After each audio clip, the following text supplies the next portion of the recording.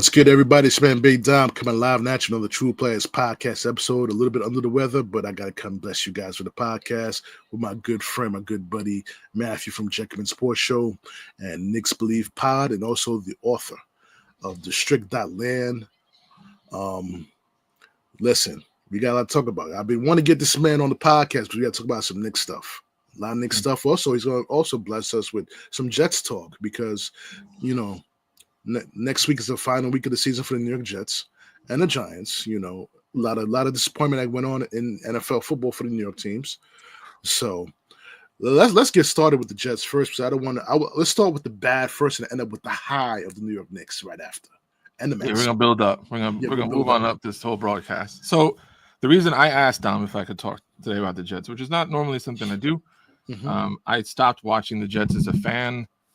After the Rex Ryan years, I kind of gave up on following the NFL closely for a lot of reasons. It was not hard to leave the Jets, but the reason I asked Dom to talk about the Jets specifically is that the Jets played in Buffalo last week. You may or may not know I live upstate. I live about like an hour from Buffalo. Okay. So it was a huge game up here. The Bills are huge no matter what.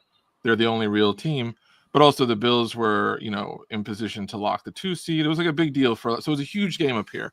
So I was doing some work and I was like, let me put the Jets on, just kind of as background. I'll follow the game as I'm writing. And I was thinking as I'm watching it, Dom, like I discovered the Jets really right after the Mets. So I started following the Mets at the very end of 85. And then they win in 86. And I remember they win in October. It was in Miss Cangelosi's third grade class. And that's October. And about 2 months later, and around that time, a little around that time, you would go to Newsday and I would follow the standings. And the Jets and the Giants were both like 10-1. And all I knew was there were New York teams, and my team was a New York team. And I knew my dad liked the Jets. So, all right, I like this team. I like these Jets. Let's see what they do. And then they played in the playoffs. They played Kansas City in the first round, and someone flew over the game with one of those planes with the signs. That's something. It said it was a message to Dorothy because the Wizard of Oz was opening on Broadway around that time, and it was a big story. Someone did a big story, and I didn't see this game. But the next week the Jets played Cleveland, and if the Jets had won, they and the Giants both would have been in the conference championship games the week later. And this day, if you try to ask my father about the Mark Gastineau roughing the passer penalty that kept the Browns in the game when it was done, the Jets would have won. The Jets had that game won. Now, my dad's never been too angry about Gastineau because he ran into him once at the Pathmark in Uniondale. And he told me that Mark Gastineau is the biggest human being he has ever seen in his life. He said he was super, super sweet. I'm like, you bumped into Mark Gastineau? Did he pull some roid rage out? He said, no. He said he was the nicest person you could possibly meet, but he was like an 8-foot bicep, just like. So the Jets lose that game, but I'm like, hey, the Jets, cool. And then we move upstate a couple of years later, and everyone loves the Bills. So I'm like, the Bills, I'm a Jets fan. I've seen a lot of bad Jets, Dom. Back in the day, I just wrote about this a while ago. We went to the coldest game ever in Buffalo. It was minus 35. Damn. The Jets went out there under Bruce Coslett, and they needed to win. We were signed for the quarterback. They needed to win to keep the playoff. It's the second to last week. They're 7-8. Or no, they're 7-7. We go to the game. They lose by 2. They miss 3 field goals. I didn't feel my feet until after we got home, which was an hour ride. It was freezing. Wow. That's the Jets. So that's the Jets. So anything you want to talk about fumble, you want to talk about any memory you want to talk about the Jets, we know what that is. Okay, we know what that means. So Sunday, I'm watching the game, and I got a lot of feelings about Aaron Rodgers that we could do a whole podcast on that I'm not going to get into here. Just to sum up, I don't like Aaron Rodgers for a lot of reasons. As a quarterback, as a whatever. But I'm watching the game. I'm rooting for the Jets. There's a play, I think it was in the second quarter. It's a 3rd and 1. And the Jets, Rodgers, they're going right to left on the screen. And Rodgers rolls away from a little bit of trouble, and he's got someone like a tight end is completely wide open to catch the ball and run in the end zone. Rodgers could have run for a first down, but if you're looking bigger, There's no one near this man, and there's no one near Rodgers. Rodgers, I don't expect him to have the arm strength that he did 10 years ago. I know that. Like, I know he's not going to have that. This was not a bomb. He lost it to the guy, and it's a short throw. It comes to the guy's like ankle. He can't hold it. Drops the pass. 4th and 1, they get stuffed. Okay, that happens. Very annoying, but that happens. The moment the camera comes back to Rodgers after the receiver got hit in the ankles by the throw, Rodgers looks pissed. Not at himself. Not at the line. He's not at the coach. He looks pissed at the guy who just dropped it. And maybe I think that because it wouldn't be the first or second or third or fourth or fifth time this year that Rodgers has directly criticized a teammate, blamed a teammate for everything. But for some reason, at that moment, seeing it, like something in me just snapped. You would think he came here 2 years ago and had gone like 12-4, and like they're struggling now at like 8-8, and he's been an absolute disaster. What they paid for him has not been worth it. Not even as a leader, supposedly. Okay, he's an old quarterback, but like he's a winner. He's one of the most successful. You're thinking culturally he's going to bring something to the table, which I also think, if we want to be real, this is a repeating of one of the stereotypes racially that goes into a lot of sports. You don't look at Saquon Barkley goes to the Eagles and no one thinks like, what kind of cultural impact will he have? Because he's coming from a bad team, but also he's not a white quarterback. But Aaron Rodgers, who like, if you're just going by character, and like I don't know the man personally, but I'm just saying, if a black quarterback had said and done all the things that Aaron Rodgers has done, you think if Cam Newton behaved the way Aaron Rodgers did, you think he would have been a controversial? Like Cam Newton didn't even say the things that Aaron Rodgers did, and he was as controversial as it gets. But it's Aaron Rodgers. So just like when Brett Favre came, never mind that like Favre had a very ugly ending in Green Bay. He burned a lot of bridges. We know from back then, and certainly his behavior post-retirement, like he's maybe not the humanitarian of the year. Let's just say I'm not either, but like he's not. No one's bringing me in to make a culture change. But he's a white quarterback coming in. So then 20 years later, the Jets are in the exact same position. They're a pretty good team. They just need a quarterback. This old white guy comes in from Green Bay. It doesn't end well there. He's burning some bridges. Which is especially weird with Rodgers because he was Jordan Love 20 years ago. He was the young, look, everybody knows it's your time. Favre, you've had a good run, let go. Favre makes it as messy as he can. Rodgers now knows Jordan Love is here. We've nursed him for a couple years. You know exactly what this situation is. He makes it a mess. So watching him I remember last year he got hurt. He's out for the year. There are a lot of things he still could have done. When Derrick Rose in the NBA was injured and couldn't play, I mean, serious, like devastating. There is an army of young players, maybe now veterans, who will tell you what a pro Derrick Rose was for them, what a mentor Derrick Rose for them. He wasn't playing, but he was still coming around and doing the things that he can do. Aaron Rodgers last year did nothing that we could see. No words, no gestures, no let me help pull the team up. And this is a good Jet team, despite the record. In certain positions, this is not a trash team. No. He's there all this year.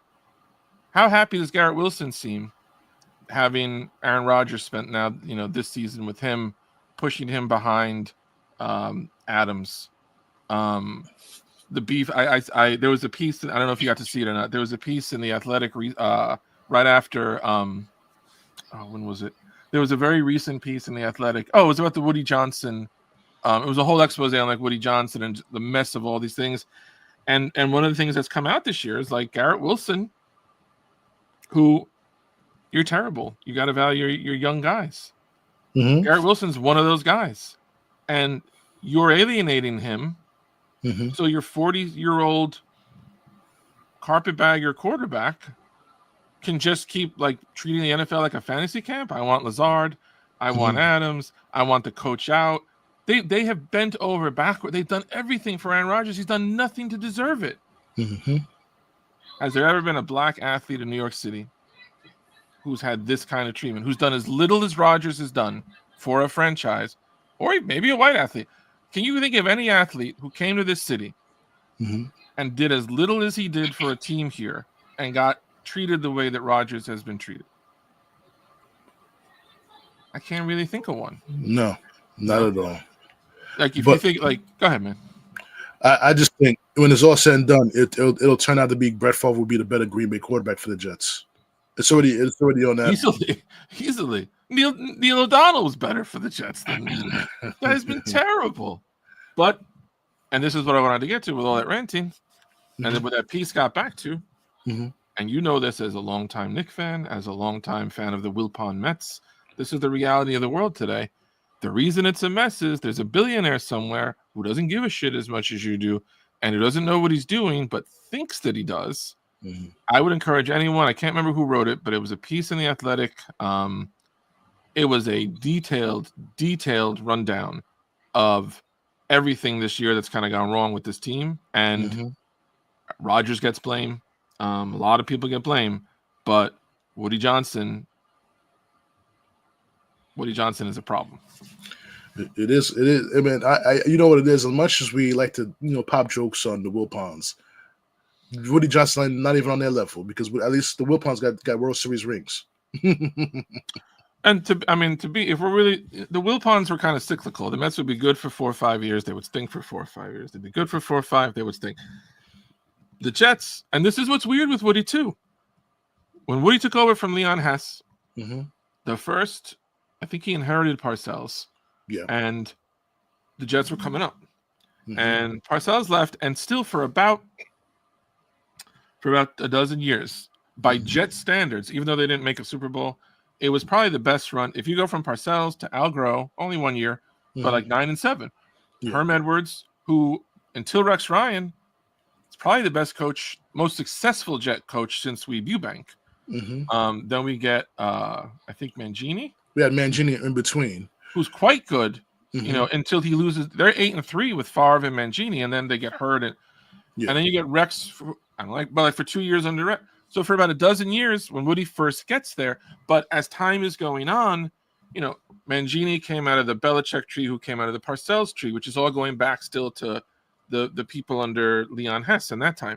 Right. The longer it's just Woody's show, the longer you see what a shit show it is. Because since then, if there's a trend under Woody, for whatever reason, it seems like he really likes to hire, and I think I know why, he likes to hire first-time coordinators that he can then fire like in 2 years. Because they don't have the clout. They're not a Parcells where they're going to come in with clout. They're not going to come in and be like, get out of my way. I know what I'm doing. Robert Saleh's not going to say that. This is his first shot at a job. Todd Bowles wasn't going to say that the first time he got a job like this. Adam Gase, those creepy eyes, he wasn't going to do it. Trash. Like all of them. And the thing is, this is what the billionaire likes. I'm not bringing in, there's not a lot to his credit, and I don't give him credit for anything. Like Jerry Jones is a disaster in all kinds of ways. Jerry Jones is not afraid of who he brings in. He's the boss, and he'll fight with Jimmy Johnson. He'll fight with Parcells. But like Jerry Jones doesn't have to keep bringing in all no names. Right. Woody Johnson, this seems to be Woody's thing, and you know where it's gotten you, Woody? The franchise is a joke. It is. And you got your New York Jet fan who has some sense. I've been in a couple of New York Jet fan groups, and those suckers ain't got no sense. They're talking about how Zach Wilson has a better record than Aaron Rodgers, but they won't mention Sam Darnold. Oh, I've been a big Viking fan, and that okay. Again, Woody Johnson's not a coach, so you could say there's something that went. There's something really, really kind of unprecedented to me about a franchise that, like the Knicks forever didn't have a point guard. Never had a point guard. Never, ever in our lifetime. Since Mark Jackson. From Jackson and Strickland until like 2 weeks ago, the Knicks never had a point guard. We know what that's like. Until Howard Johnson. Ray Knight Howard Johnson. The Mets used to be famous for they never had a third baseman. For whatever reason, there are franchises that struggle with certain positions. And the Jets have always struggled with quarterback, and that's not unheard of. Like, there's not a lot of great quarterbacks, but there are enough that every single team at some point lands a great one. Like when I moved up here, the Bills had never been good. They had Jim Kelly. Yeah.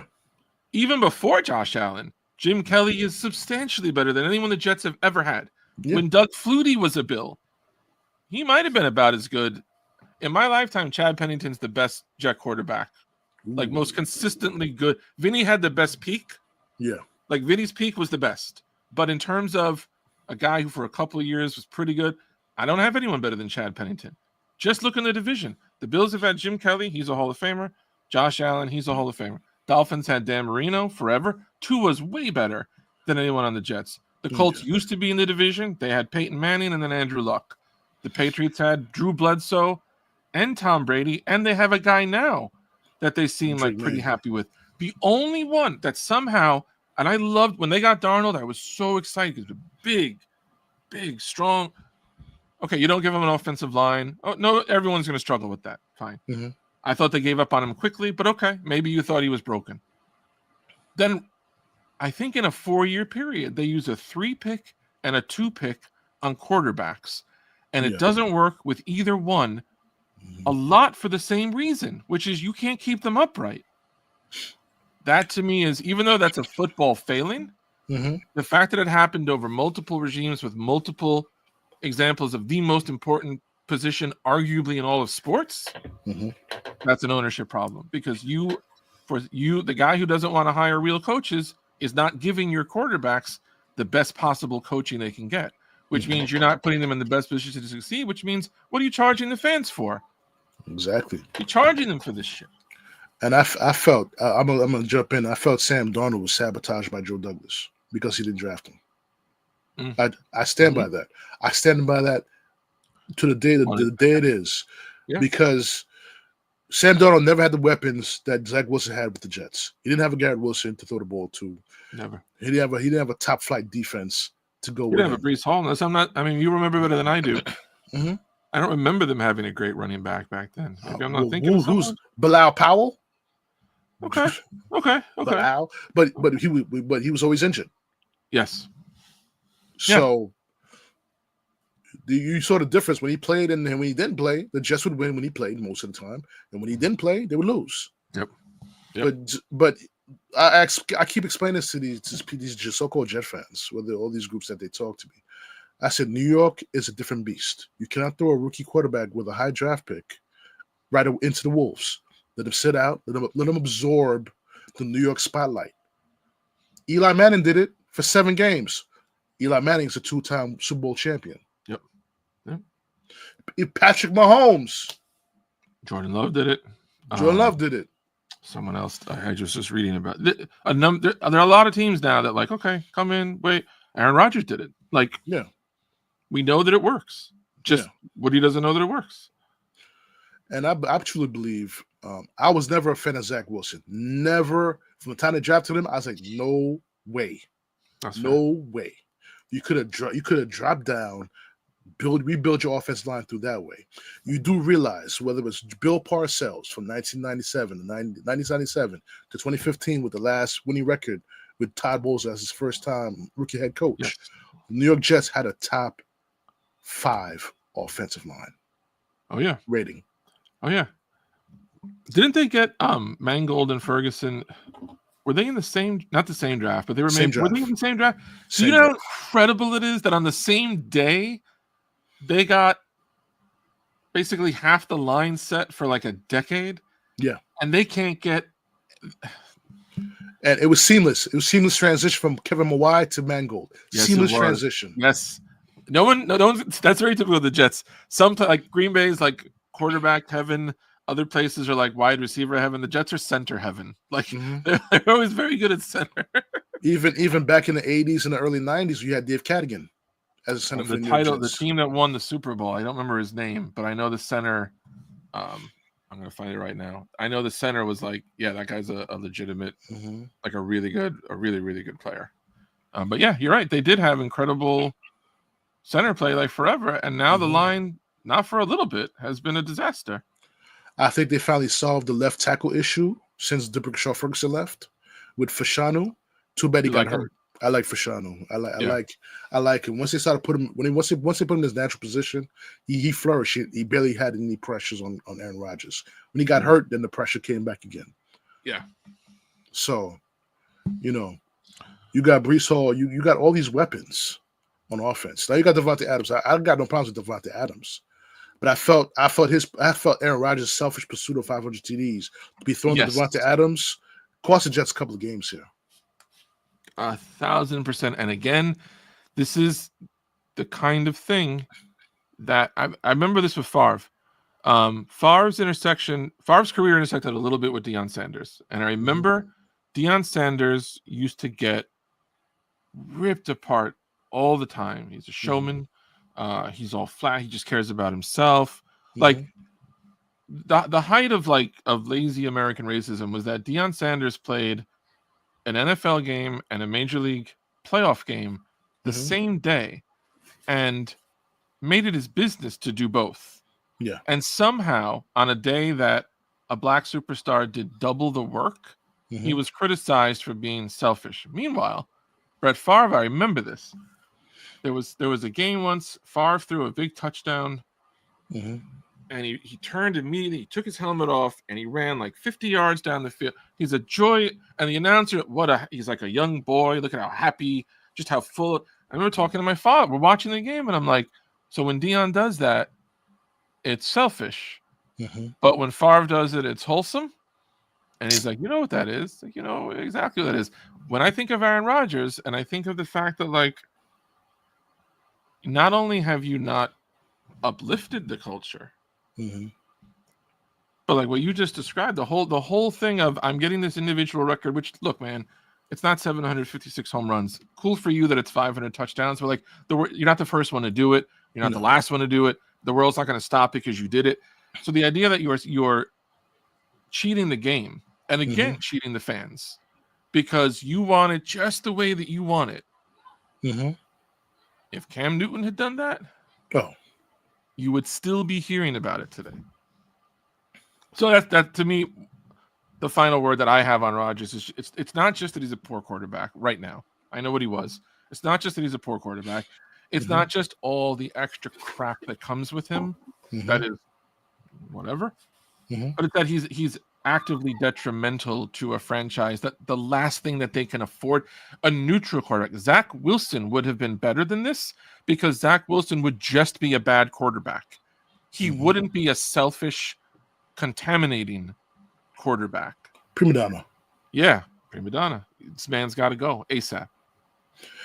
Well, that's where we disagree. Only if you have a strong coach, a strong, headstrong coach. Now I remember you sent me an article and I saw Ron Rivera's name coming up. Ron Rivera's a nice man. He's a nice man. Been to the playoffs 5 times with 2 different teams. Yeah, Super Bowl head coach with the Carolina Panthers. Highly regarded by players. Is he the type of guy that could handle or choose to handle Aaron Rodgers for 1 year? Here's why I would say that he is. Because if Ron Rivera comes back, because of his resume, because of what he's done, he's safe for 2 years, no matter what.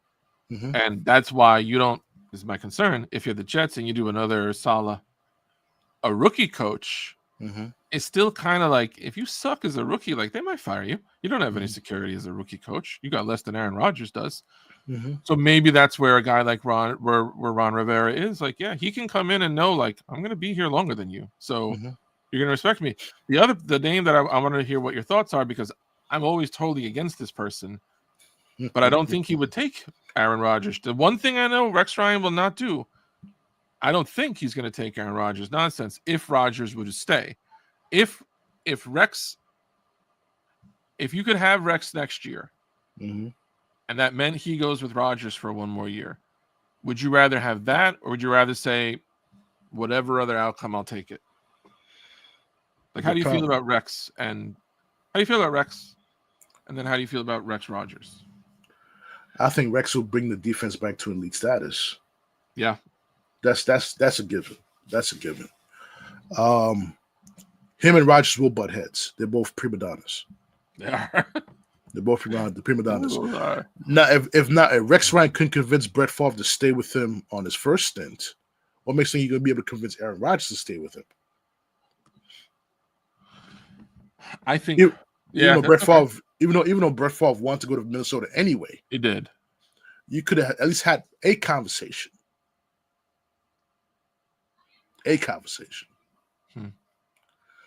But my thing, I would love to have Rex Ryan 2.0, but did he learn from his 2 stops? Did he learn from his mistakes in the New York Jets? Did he learn from his mistakes in Buffalo? That's what I'm concerned about. What did he learn from those experiences that caused him to fail? Because truth be told, his 2 AFC Championship appearances was all picked by Eric Mangini and Mike Tannenbaum. Yes, it wasn't his players that he picked. When he started picking his players, the team started to go south. Yeah, exactly. And there's my. I have 2 concerns. I have concerns with Rex. One being he coached in Buffalo up here after the Jets got rid of him, and they did not look like. Again, to your point about Mangini's players, he did not have Mangini's players in Buffalo, and they did not lead the league in defense. They were not an incredible team. And also, this is always what struck me the most about the Rex teams. He takes over the very strong Mangini team. He brings in some people. He brings in Bart Scott. Brought in, I think, Braylon Edwards. He brought in some people, but like Holmes. It was yes, we're loved. But the spot, it was mostly Mangini's players. There was a game in his 3rd year, which is really when the team became like, okay, this is more your team now, and this is year 3 of Mark Sanchez. This is your guy. So like, if he doesn't develop, that's on you. So it's year 3. They played a game against Pittsburgh. Pittsburgh wasn't great. They were Pittsburgh, so they were solid, but they weren't great. And I remember they beat the Jets, and I remember someone on the Steelers after the game famously kept screaming to the cameras about how the Jets were paper tigers. And I'd never heard the expression before. I had to ask someone, like, what's a paper tiger? And he told me what it was. And I was like, that's always what I thought of Rex. To me, Rex is a bully. Now, if you got a front runner, pair him with the bully. Like, but if you don't, like, Rex can run a bully. Rex can't build a bully. Right. And that's my only concern with, like, I like Ron Rivera as a guy who could be like, stand on your feet. Like, we're gonna be solid. We're not gonna lose. People may beat us, but we're not gonna lose. Whereas Rex is gonna come in, tell them to go eat a goddamn snack, swing for the fences, and like, I could see them being like 3-1 under Rex, and then one thing goes wrong, and Rodgers pops off, and then they're 3-9. Like but I'll take them over. I'll take them over some of the other people that they could bring in. I don't want a first-year coordinator. I don't want that. I want Vrabel. Who do you want? Vrabel. Do you think he's going to New England? Do you think they'll fire Mayo? No? No. All right. They're building something. They're building something over there. They're stumbling to a bad finish here. And Vrabel is available. I would like to believe that he would come. I feel like there's a Belichick code of honor where, like, no Patriot's going to come help the Jets. Mangini did. And Mangini got ostracized for it. I mean, Mangini broke from the family. Mangini turned in Spygate. Like, Mangini was like when Henry Hill leaves in Goodfellas and he rats on everybody. Like, you can leave the family, but you don't got to turn on the family. Mangini turned. True. But remember, Mangini was really a Parcells guy. That's true. Yeah. So I love that all this beef still goes back to Parcells and Belichick. You know what I'm saying? So that is the issue. Hey, listen, even flirt with Mangini. Mangini is a detail-oriented guy. If they hired Mangini, I would be happy. Bring some discipline. Yep. That's what the team needs. A lot of discipline. I didn't think he had to go. I know that there were like some issues, and there's personal issues with Woody. Yeah, but like, there was a young coach once, highly regarded, brilliant, organizational, defensive-minded, was not successful in his first job, had to fail, had to learn a lot of humility and stuff, and after Bill Belichick left Cleveland, had a lot more success in New England. Maybe Mangini could be that kind of person. I would take Mangini over anyone else that you've mentioned, I would say. Because I don't think he wasn't a case of like, he can't coach, he's got to go. He was 8-3 until everybody got hurt. Yeah. And Brett Favre didn't disclose he torn his was it tricep or something, right? Yeah, I don't think Mangini would have done that much worse than Rex did the next 2 years. I don't think so either. I honestly don't think so. Yep. He built Revis Island. He built all those guys. You know what I'm saying? Mm-hmm. The offensive line, the center and the left tackle. That's he built it. I'm quite sure he could probably do the revisionist history. We could wish we could do the same thing. The problem is you have to get a good offensive coordinator, a good offensive line coach to help that team. I think the offensive line is turning that corner. I think it's going to be a good offensive line next year to keep everybody together. Vera Tucker is a free agent. Got to be signed up to keep the continuity. We signed Morgan Moses. I like how he talks to her during the post game. Very professional, very uplifting. Got to keep guys like that around the team, around the young players for leadership. In my opinion. Yes, those are people I want to keep. And as much as I didn't like Tyron Smith, the left tackle from the Dallas Cowboys, people have been saying he's been a big help behind the scenes, developing Fashanu and all that stuff. I mean, he's old and he was a turnstile on left tackle. But hey, what can you do? You do something. He does what he can do. Exactly. Yeah. So on that note, Matt, let's shift gears to our favorite team. Well, one of our favorite teams. To our legendary New York Knicks. Legendary. I call them legendary. I call them legendary. They're probably the first Knick team to have 4 of their 5 starters score at least 40 points in a game this season. They're the first team in league history to have 4 players score 40 or more before New Year's. And it's funny because I remember a couple years ago, the last year that Obi was there, Randall scored 40, Obi scored 40, Barrett scored 40, and I think Quickly scored 40. And I was like, wow, that's they did? I didn't know Obi scored 40. Yeah, Obi hit 40, I think, once. Oh, man. Or Obi came close, and I was like, if Obi hit 40, that would be 4 guys. Maybe it was that. And I thought, wow, what an offense. To grow up when we did, we're like, okay, they got one guy who might get 40, and he might be the only guy to get 30. To now you've got literally Jalen Brunson scores a double nickel. Yeah. You don't even know that in the same game, Karl Towns has 30. Yeah. And then another night, Karl Anthony Towns has, of course, Mikhail on Christmas looks like Michael Jordan. They're some team to watch, man. Mikal Bridges deserves a big apology from all Knicks fans. It's about we should have given 5. A lot of the knuckleheads who want to have reactions after 3 minutes.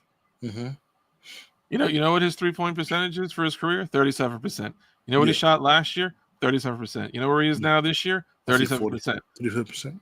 Maybe he knows what he's doing. Maybe just relax. Relax. He's trying to fit in. He was a number 1 option in Brooklyn last year. Now he's like a 3rd or 4th option now. Yeah. But and then, no, go on. And then you got OG Anunoby who will channel up Kawhi Leonard light, dropping 40 points. Come on. Kawhi light. He is. I mean, what's incredible with Towns? So I was very against the Towns trade initially. Me too. I'm a big Randall fan. One immediate obvious consequence, because Towns is just such an astonishing shooter. OG looks like when Randy Moss got to New England and he would run these routes and Tom Brady, and he'd have half the field open. Brady would and when OG cuts now with Mitch out and with Towns there instead, OG's I think is maybe 4th in the league in dunks. He's very high up there. The spacing is astonishing. It's really amazing. OG's having a year. They all are. Absolutely. OG's cutting slash to the basket. Got Karl Anthony Towns doing a little post game, little 3-point game. Brunson is being Brunson. Mikal Bridges is the ultimate mid-range game. I think if Michael Jordan ever sits down and watch Mikal Bridges, say, yeah, that's what I'm talking about. The mid-range game. That's what I'm talking about. Everyone needs to get that in their game. And Mikal Bridges, when he's in that mid-range, 18-foot and better, he's money. He's been money. He's pretty good. I was just reading today about how the Mitch thing is getting weird. It was described as a minor procedure. It's been 8 months. He hasn't been cleared for activity yet. It keeps getting pushed back. Yep. Now you're starting to hear just little whispers about, instead of when he returns, if he returns. And I was reading today a trade possibility, because I the one thing that creeps me with the Knicks still, I wrote about this in the recap today. 4 of the top 6 players in the league in minutes are Knicks. Bridges, Brunson, Hart, and OG are all in the top 6. Towns is inside the top 20. Like, either they're going to do something no one's ever done before, or they're going to break down, because you can't. You're playing everybody crazy minutes. They need one more like a bench big, I think. And there's a guy that there's been a lot of talk about it. He's not someone I wanted initially, but like, if you just want a body, and he is a big, and he's a different kind of big. Jonas Valanciunas is a big man. Man. He can shoot the 3 a little bit. He gives you that big body down low, at least on offense mostly. You're not bringing him in to start, but just as like a backup to Towns, and maybe to give Precious in some spots. He's not the worst guy, and he's the rare kind of player the Knicks can trade for, because the Knicks, remember, because of all this weird apron nonsense, the Knicks cannot trade for anyone who brings in any money. And Valanciunas this year makes about $5 million less than Mitch, so they could do that. They'd have to give up obviously more stuff, but I love everything I've seen. I love it. They're only half a game behind Boston now. I don't think Cleveland is for real at all. I gotta give Kelly Atkinson some credit though. Got to give him some credit. He got railroaded. He got railroaded in Brooklyn. I like them. I just don't think that team this year is ready to level up that much. Too small in the backcourt. Yeah, I mean, it might not kill them in the East, because they're small in the backcourt. Boston's Holiday and White, which is not big. The Knicks are Brunson and Bridges, which is not enormous, or Brunson and Hart. So you're not going up. If they play like the Thunder, that'd be tough. But like Knicks, and you can get away with a smaller backcourt, I think, in the East. But I think it's, they tanked late. They tanked the very last day last year, so they could drop to the 4 seed and get all that, because they wanted to win a playoff series, so they could show Donovan Mitchell, hey, we're progressing.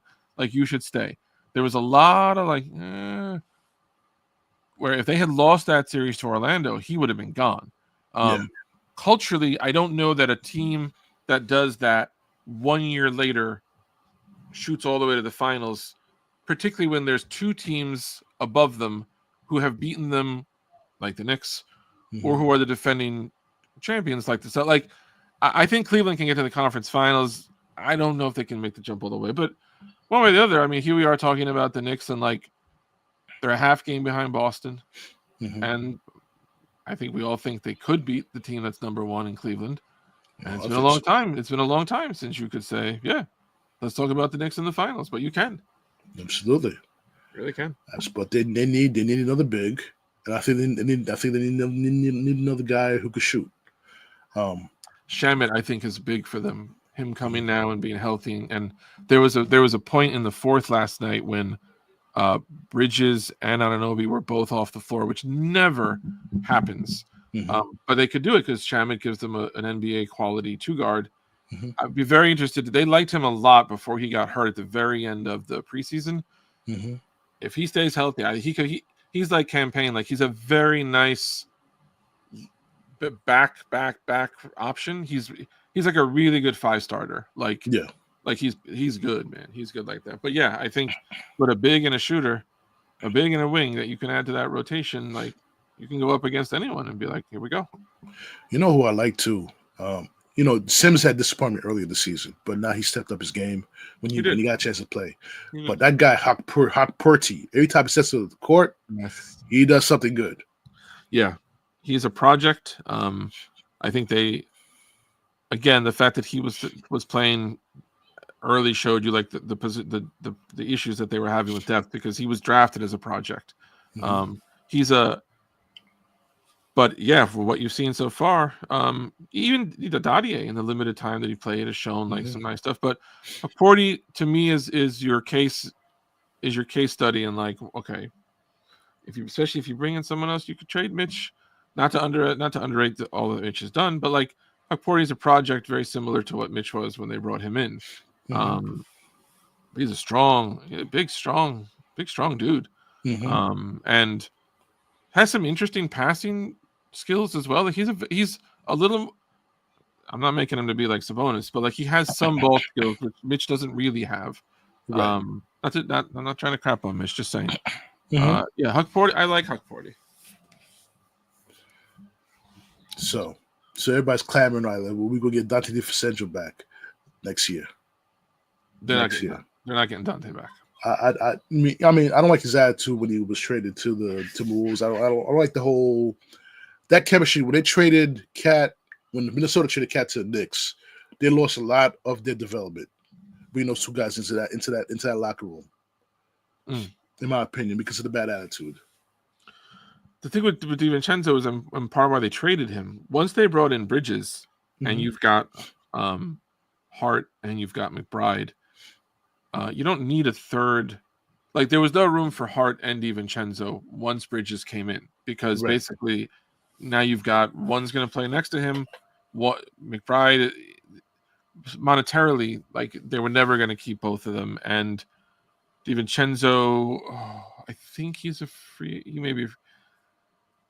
It wouldn't make sense unless they got rid of a guard. If they got rid of Hart, then you could bring him back. But it would make no sense right now to bring him back, because he would just have to sit. He would have to sit a lot more. It'd be weird. I wouldn't trade Hart if you asked me to. Hart's incredible. I wrote about him for my recap today. He's such a good player. He's so fun. He's just so fun. Mr. Intangible. Mr. Intangible. Yeah, but also very tangible. Not 9 triple doubles now. He is intangible, but he's also like. I was looking at his. I've never seen this before from Knick. So Basketball Reference has a very good stat where they'll show you what percentage of minutes the player played each season at what position. So you see, like, Dikembe Mutombo is 100% center, but there's variance. I've never seen. Josh Hart is the only player I've ever seen. He had a year where he played at least 10% at point guard, at 2 guard, at small forward, and at power forward. I've never seen a guy who was like all those things, but that's Josh Hart. Like they play Brunson off ball a lot, and they'll have Hart running the set, and then sometimes they're playing like when they played Phoenix. Basically, Towns functions as because teams want to guard him with their 4, so Hart then becomes like a small ball center, and is averaging like I think he had like 15 rebounds last night. It's averaging like 8 rebounds a game. He's a very unique player. The thing I've always liked about him is that he reminds me of Starks and Mason both. Combined. Very rare in one guy to be able to do both of those things. Yes. So there's a lot of things to be excited about with the New York Knicks. Just stay healthy and try to Thibs need to cut down those minutes. We need those guys fresh come playoff time. Yep, I think they got to add one more vet, and that will give him, like he's done his job. They're 23-10, but also he's showing you like this is what I'm comfortable with. Like, and you can't argue with the results if you don't like the minutes, which I think hopefully they're noticing that. You got to give him another option. Yeah. But Campaign is a steal. Big good pickup. Big pickup. And you still got Tyler Kolek in G League. Yeah, who could also produce in the Pro League too. Well, Deuce has been great, all year.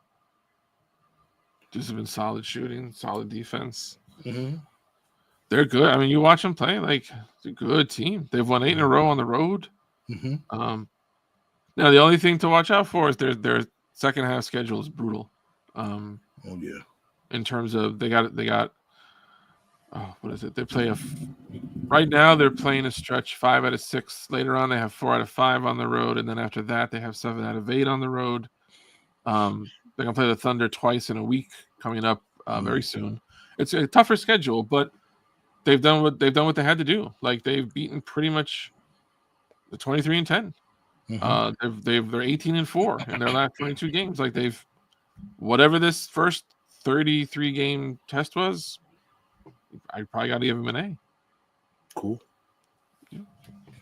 So, look, me and Matt gonna talk more about Knicks later on, but now we're gonna talk about the other blue and orange team that plays at Citi Field, and I'm gonna go back to the Jets. I'm going back to the Jets a little bit because I'm willing to start a campaign to have Steve Cohen buy the New York Jets and bring him back to Citi Field. I'm really have my big poster. Make sure the cameras catch me on CBS. Steve Cohen, please buy the Jets. They should be in Queens. They still got a lot of space there to do a stadium. Mm-hmm. They should be in Queens. And my thoughts about it too. Let's just say you were able to get a casino. If you could build a facility like MGM Grand in Las Vegas, right, where you already have an auditorium that seats about 50,000 people, it's easy. You could put a football stadium in there and have a Super Bowl there once every 4 years. Yeah, build a dome. Yeah.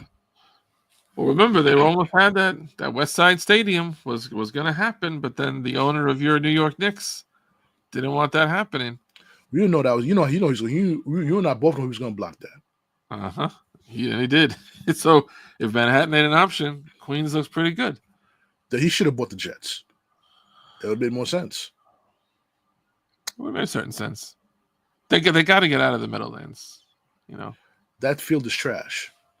But also, like, even now that the Clippers have their own joint, and you look, the Clippers owner, whatever you think, I think he's a cornball, but like whatever you think of him, like the man spent a lot of money to make his team their own place that has like their vibe, whatever it is that you want. He made it.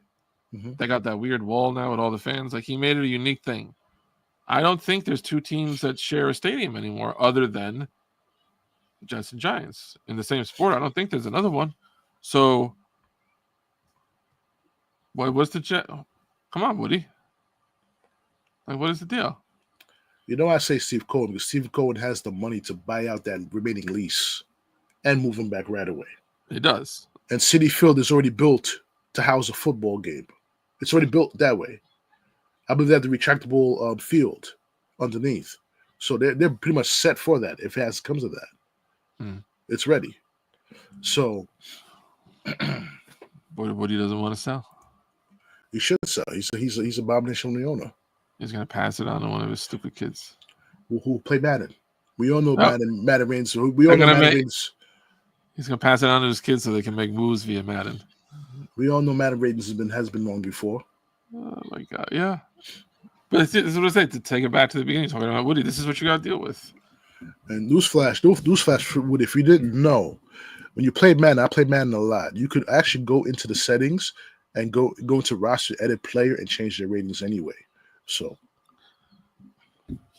Woody's got deeper problems. Just saying. But let's get back to the New York Mets. We got Juan Soto. Did you think that you would live to see the day? And if so, I want to know when you believed it again, that this would happen, where the Yankees could have success with an in his prime, like all-world global star, and he's available in free agency, and the Mets get him. Like, I believe that as soon as Steve Cohen was the official owner of the New York Mets. Right? I thought they had to build up. Like, obviously, you've got to build the rep. You've got to show people. But the part of the playoffs were like, everything was so exciting this year to begin with. But every round, I was thinking, like, if you want to make an argument to Soto to leave, it just got stronger. Because this isn't just like, we won 85 games, we're coming up, bless you, like, help us get there. It became like, we're there. We're basically where you were, and come here. Like, so I knew it was possible. But I thought all year, like, on some level, if just for self-interest, I thought, like, survival, there's no way Hank Steinbrenner can let it become a thing. Like, Hank's just going to have to be like, you cannot be Steinbrenner of that name and run that organization and get this season that you did from this guy and lose him. Right. And to hear afterwards the things about, like, he wants a suite for his family and the Yankees say no. I don't know who's number one to you, Dom, like all time. Everyone is different. There's a Brazilian supermodel named Cynthia Dicker. Okay? I could never in a million years talk to this woman. the most astonishing woman I've ever seen in my life. But let's say Cynthia Dicker did come up and talk to me, and we start talking, and we hit it off, and we go out for a meal, and then long story short, like I end up involved with this Brazilian supermodel. I'm not gonna lose that over. I don't like your flavor of toothpaste, or I don't like the way that you chew your food. Like, I'm not losing that person over that minor thing, because that person doesn't come along. Right. So Juan Soto is available to you, has had success with you, has enjoyed his time there. And you're talking about a 15-year contract. And you're going to draw the line at, I'm not sure your family gets a suite. That is the Hal Steinbrenner Yankees. The George Steinbrenner Yankees were a lot of things, depending on what you're feeling were. But like, and the Wilpons were even smaller time than that. That's where you see with Cohen. That's the great thing about Cohen as an owner in a sport with no salary cap. It's not just that he has money, because you see all the time in sports, like guys who have money, but like players don't believe in them. People like Lindor came here and signed his deal. He chose to come here. He chose to do it. Soto now has two. I mean, other than the Dodgers, you find me a team in Major League Baseball during Cohen's time of ownership. Find me another team to sign two players of that impact on the level of Lindor and Soto. None. And not even the Yankees. And neither one of them was leaving, like, they weren't leaving, Pittsburgh or Oakland. They weren't leaving like a trash situation. Soto left the Yankees. Cleveland's very successul with Lindor there. But they both said, get me here. I trust this man. I believe in this man. And, we had Sean Manaea. You just brought back your best pitcher from a year ago. And you're getting Senga back, presumably. Like, healthy, like, and you've got the room to make moves. David Peterson and McGill late last year both came up huge in multiple spots. Like, you've got young pitchers. Like, you can see why Soto wouldn't just say, yeah, okay, that's a lot of money. It's not always the most money. It's also like, at the end of the day, the Mets seem like they are someone coming up. Yeah. And the Yankees seem like their owner is very happy to win 90 games and make however much money they make every year. They did rebound. They did rebound well, but I like my Mets. I wish the Mets could have re-signed Severino too. But yeah, I'm okay. I'm okay there. Since they got Manaea back, especially, it hurts less. And I think that they still leave themselves room to, like, you're probably gonna have to add a pitcher eventually. I'm not a fan of Holmes. I'm not a fan of Clay Holmes. Not a fan. I would rather give that slot to Buto. The start of the pitch spot to Buto. If you're gonna go that route. What's going to be very interesting to watch next season is that they have and they're still in on Sasaki. They're not the favorites, but they're still in on Roki Sasaki.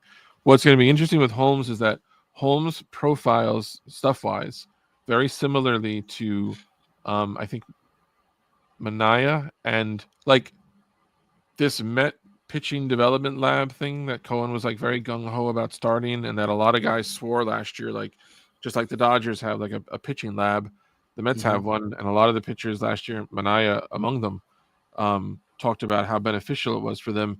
There seems to be a vibe that like the Mets are starting to get a rep for, like, we know how to turn pitchers around. Like, if you come here, you can come here and sign short term with us for decent money, and you're going to turn that into a good. And now Manaea becomes your example of that. Like, hey, like, and Severino, like, so to me, that I'm cool about Holmes more because they just had success with two guys that they're kind of trying to do the same thing with him and Montes. Frankie Montas. Yeah, and him too. Like, I wouldn't, if this was Wilpon and they signed Frankie Montas, I'd be like, what is wrong with you? Like, the guy. But I do believe, like, it's not just that Steve Cohen throws money at these people. It's also that he demonstrates, like, all right, come work with our pitching lab. Come look at what it is that we found. Come talk to our guys about talk to Severine about how he turned it around. Talk to Manaya. I think that's huge. Mm-hmm. It's a very, very, very exciting time to be a Met fan. It sure and they're not even done. They're not even done. They still need a bat. I don't know if it'll be Alonso. It should be. I feel it should be too. Listen, if he turned down a good contract, $30 million for 3 years, if the Mets throw in a player's option for a fourth year, you should sign it. Don't play games. Don't play games with that. Make it 120. I can't tell if like he's gonna get like a huge offer from someone like Seattle because just eventually there's this bat out there and they need one, or if he's gonna be one of those Boris guys where it's like people are in training camp and he still hasn't signed, and everyone's wondering like what's going on with people. Like, what if it got to a point? Let me ask you this: Would you rather move Vientos to first and add like a nice third baseman, like a Bregman type, or if you could get Alonso on a 1-year deal where he decides, you know what, I didn't have no one signed me, the market dried up, I didn't have the best year last year, like let me take a 1-year deal and come back and prove it again.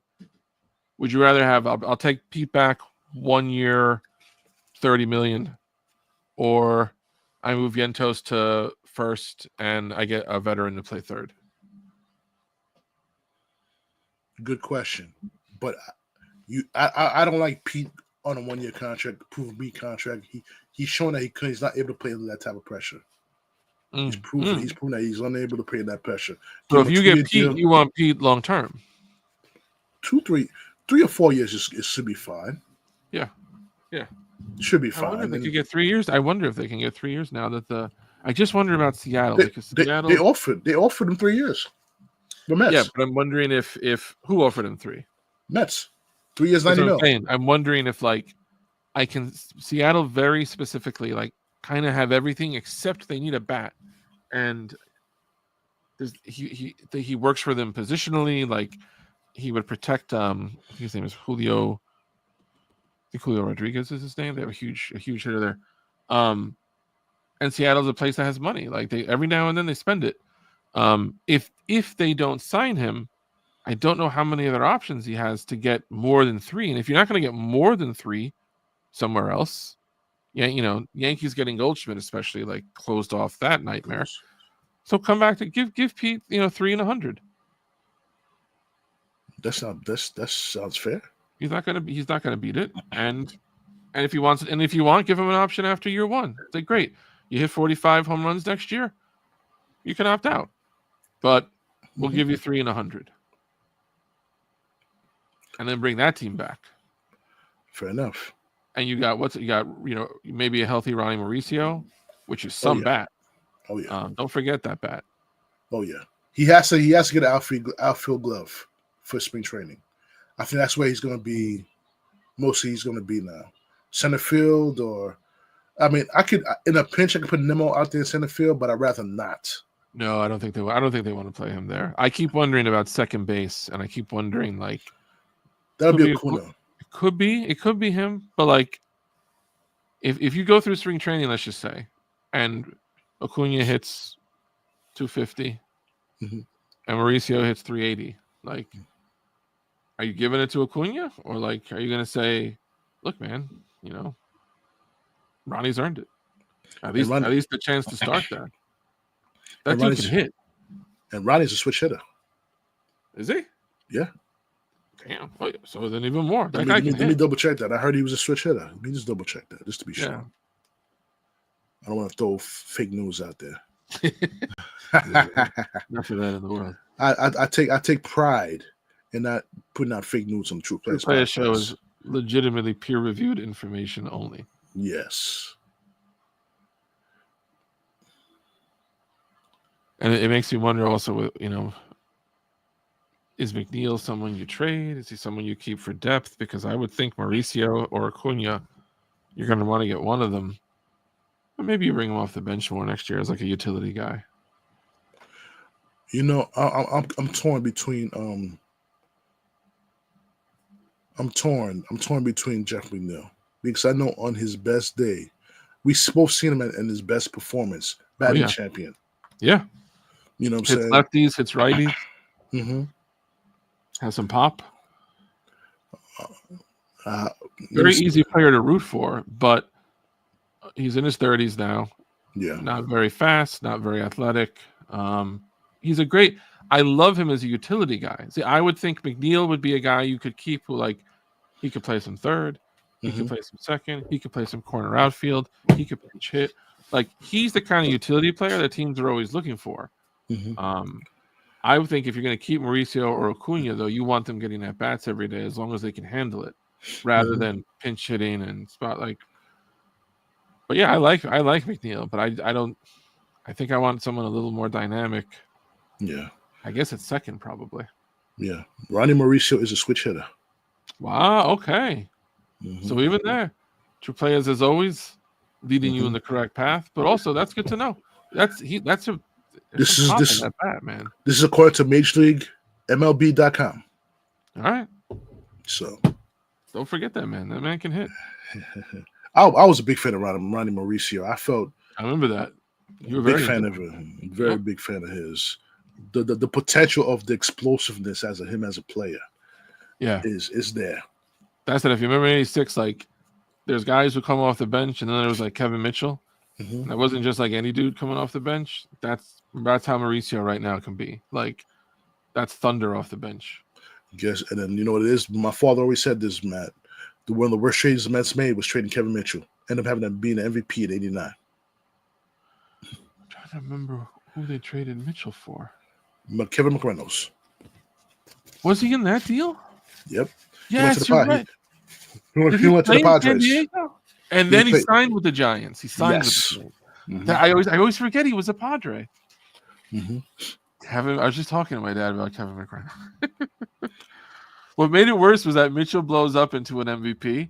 And if you look at McReynolds' numbers, they're not bad. Like McReynolds did not put up bad numbers, but the dude was so like dispassionate.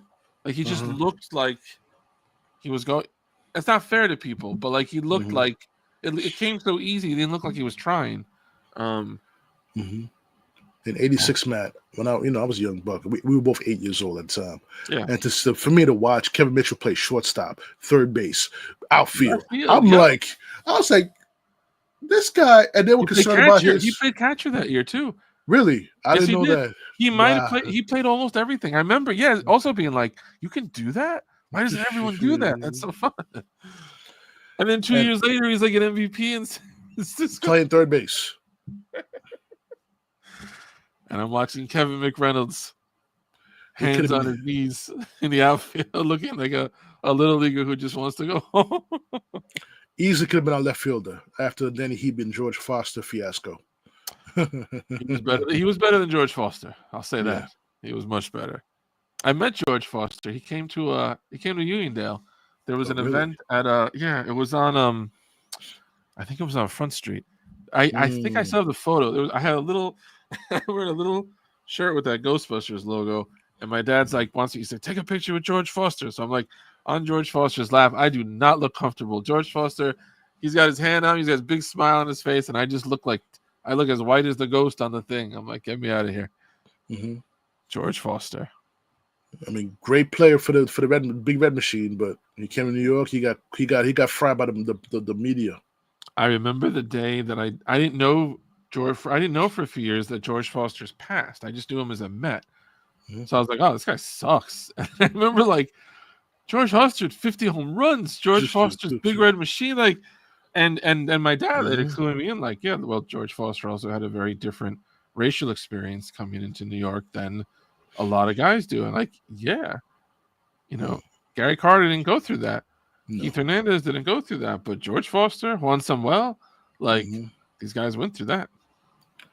I thought that was a bad trade anyway for both parties, even though the Phillies won that trade for Larry Dykstra for Juan Samuel. But...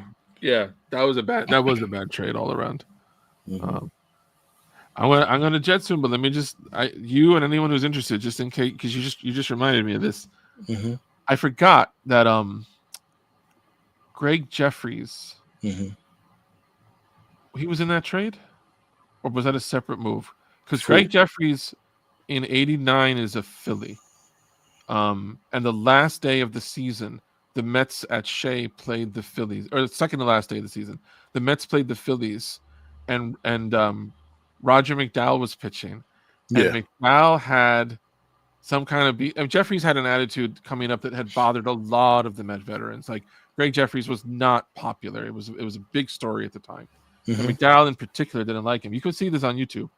The last day of the last last game, second to last game, whatever. Jeffries makes the last out, I think, on a grounder to the right side, so it passes McDowell. So McDowell says something to Jeffries, and it starts a whole brawl right around first base. But it's great because it's this late '80s. It's the Mets, but they're fighting like the old Mets too. Like maybe McDowell, but I'm sorry, that was it. McDowell was part of that trade. McDowell was the Philly. McDowell was pitching for the Phillies. Yep. So there was this whole fight between McDowell and Dykstra and all the old Mets. It's a wild video. I remember a lot of Met fights. I had forgotten that one, but evidently, you look it up on YouTube. Greg Jeffries, Roger McDowell fight. That was a trade. I don't think anybody was happy with. I was happy about the trade. I was like, really? And let's go revisionist history. Just imagine if they kept that core together for like a couple more years. We all know Gary Carter was getting long in the tooth. We know Keith and was getting long in the tooth. Then you get Viola into that pitching staff later on, right? And just imagine Frankie V from East Meadow had some great years with the Mets. Yes, he did. Remember? So I just looked up Samuel just to try to remember. It really wasn't a. So Juan Samuel, he struck out a ton. He led the majors. He led the league in strikeout. But like, if you look at his numbers, he was a second base. Yeah, he was a second baseman. And then moved to center field. He had good pop. He had a ton of extra base hits. He would hit almost 40 doubles a year, 15 to 20 triples, 15, 20, 30 homers. He stole 70 bases, 50 bases. He did a lot of things. But once he got to the I forgot this until I looked it up now. He only played 86 games with them. He didn't last long. He was they decided very quickly, you're gone. He was Mel Rojas. He was. And he got a lot of the same stuff that Mel Rojas did. Mel Rojas. And I'll never forget Braden Looper, White Met closer. Did not give up a run the first 2 months of the season. And then he gave up quite a few the rest of the way. I never heard him get the talk that Mel Rojas got, that Benitez got. When Jason Bay became like the worst free agents, among the worst free agent signings. I remember what Roberto Alomar heard. I remember what Roger Cedeno heard the second time they came. I remember a lot of those guys. I didn't remember Jason Bay getting booed once. How about a guy, Jeris Fabilia? Oh, God, yeah. A lot. And if it ever goes bad at the end with Edwin Diaz, trust me, he's going to get it too. He's going to get it too. But Jason Bay, he's out there trying. God rest his soul, Anthony Young, man. The most unluckiest Mets pitcher of all time. Anthony Young. Incredible talent. He would start games, lose 1-0. I just saw also on YouTube the video of him, the game they finally broke the streak. He had lost, I think, 28 decisions in a row, maybe some crazy number. And they won. I forgot this. They broke the streak in a game that they won like in their last at bat. He's so happy. The whole stadium, Shea's going crazy. Like, it looks like they just clinched it. Everyone's just so happy for him. And you'll never know this now. He was a good pitcher. He was ungodly luck, but he was a fine pitcher. He had incredible bad luck. Yeah. And then he turned himself into a great closer when Franco was injured.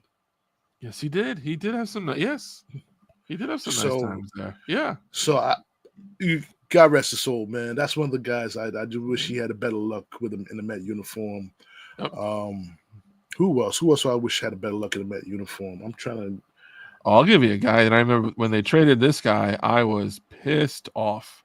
The Mets had a young pitcher named Robert Person. Yes. And I thought he had great stuff. He was a starting pitcher. and they traded him in a deal for John Olerud. Yeah. And I was like, John Olerud? I'm like, I don't need John Olerud and that helmet he's always running around with. Like, Robert Person's going to be Dwight Gooden. Keep him on the team. Robert Person was not Dwight Gooden. And John Olerud became one of my favorite Mets. An incredible hitter and first baseman. Yes. After Keith, because nobody's Keith. Yeah. But after Keith, I have not seen a better Met first baseman than John Olerud. I've never seen a better eye.